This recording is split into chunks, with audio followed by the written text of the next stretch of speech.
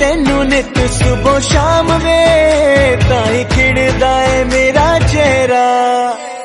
हाय ओ मेरी जान ना हो परेशान, बिना तेरे मेरा सरना नहीं। दे माया तेरी खैर होवे चारों पैर, शाला होर